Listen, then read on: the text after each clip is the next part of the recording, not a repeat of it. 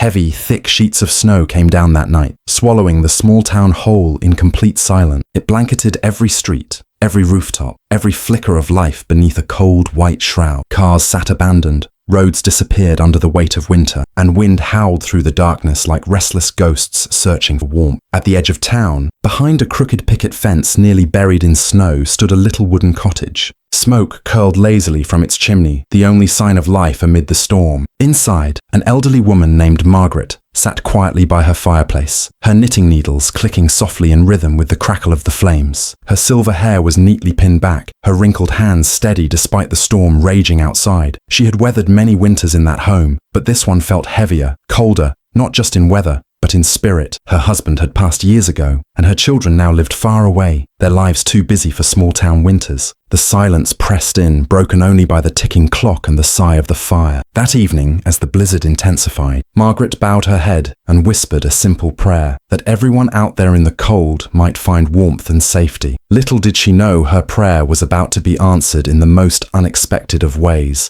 And this night was going to change her life forever. Before diving into this powerful story, if you believe in kindness, second chances and compassion, take this 1 second to like this video, share with a friend, and subscribe to Real Kindness Story, where true stories like this one remind us that even on the darkest of nights, humanity still shines. The first knock came like a thunderclap. It rattled her door so hard that Margaret nearly dropped her knitting. Startled, she froze. Visitors were rare at her age. Unannounced ones in this kind of storm, almost unthinkable. Slowly, she wrapped her shawl around her shoulders and shuffled to the door. She opened it, and her breath caught in her throat. Standing in the swirling snow were 15 men, tall, broad, wrapped in heavy leather jackets marked with bold patches reading Hell's Angel. Their faces were raw from cold, their beards crusted with frost, and their boots sunk deep in the snow. Behind them, their motorcycles leaned helplessly against each other, half buried beneath a growing drift. For a moment, fear flickered through her eyes. These were men she had only heard about, rough, dangerous, the kind who lived by their own rules. Then she saw something else. Beneath the tattoos, the scowls and freezing breath, she saw truth. They were shivering, their lips were blue,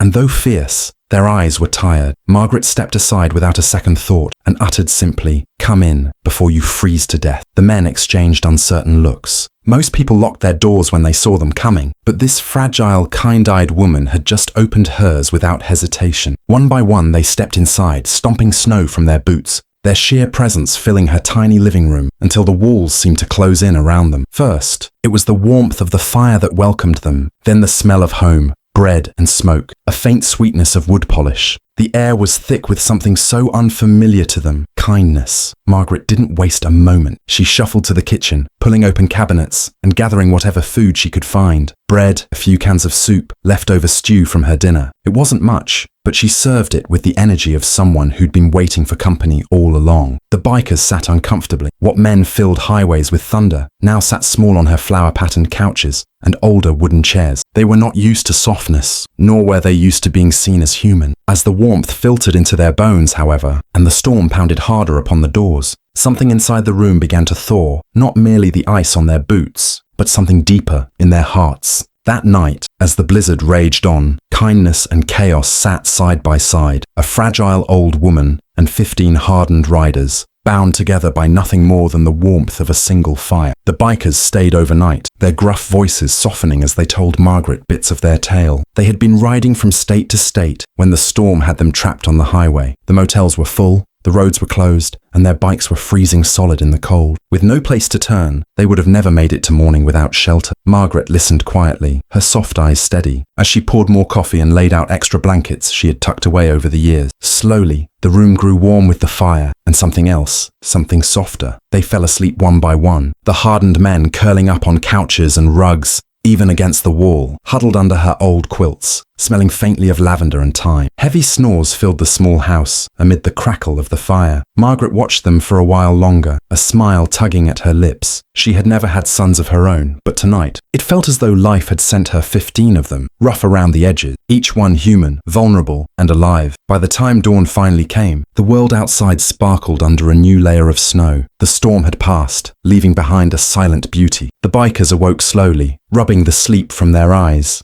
and thanked Margaret in their gravelly voices. She had already fixed them breakfast, scrambled eggs, toast, and steaming mugs of coffee. They ate with quiet gratitude, words inadequate to express. As they were about to leave, the leader, a tall man with steel-grey eyes, turned to her and said, "Ma'am, we won't forget this. Ever." Margaret smiled and patted his arm. "Just stay warm out there," she said. In a few minutes, the roar of their engines faded into the morning air, and her home was silent again. She stood at her window, watching their tire tracks disappear into the white distance, believing that was the end of it. Just one beautiful, fleeting memory, the night her tiny house became a refuge for men that the world called dangerous. But kindness never fades. It ripples, it multiplies, and it always finds its way back. The next morning, while Margaret was feeding the birds in her snow-covered yard, she heard a faint rumble. At first, it sounded like some sort of thunder way off over the hill. Then it grew louder. It seemed the ground was trembling. Margaret clutched her shawl and peered down the long, snow-covered road, and her breath caught. Bikes, dozens of them, then hundreds. Motorcycles stretched as far as she could see, headlights cutting through winter's air, their engines growling like one great symphony of thunder and steel. Before long, her small house was surrounded by riders, a sea of black leather and chrome gleaming in the pale winter's sun. Neighbors peeked out nervously from their windows,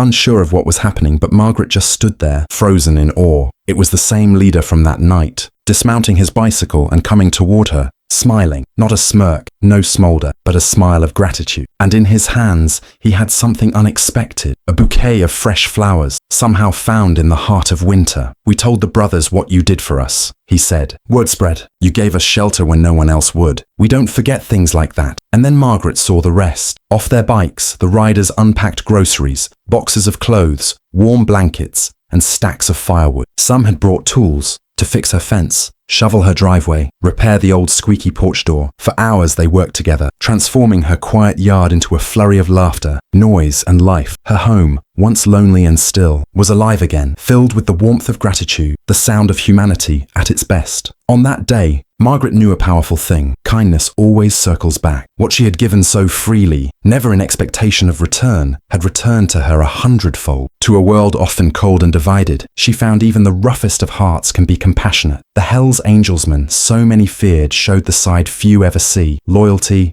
honor, and a debt of kindness they were proud to repay. The bikers lined their motorcycles in front of her house once more as the sun dipped behind the trees. And with one roar, their engines revved in unison, a thunderous salute to the woman who had opened her door when the storm had nearly claimed them. Margaret stood upon her porch, eyes shining with tears, waving as they rode off into the horizon. The rumble of their engines faded slowly, but the warmth they had left behind never would. That night, sitting again by her fire, Margaret smiled. Her house was no longer empty. She had found family, not of blood, but of kindness. A family on two wheels, bound together by one simple truth. When you open your door to others, you open your heart to miracle. If this story touched your heart, please like this video, share it with someone who needs hope, and subscribe to Real Kindness Story. And before you go, tell us in the comments, would you have opened the door that night? Because sometimes, all it takes is one act of courage, one open door, and one warm fire to change 100 lives forever.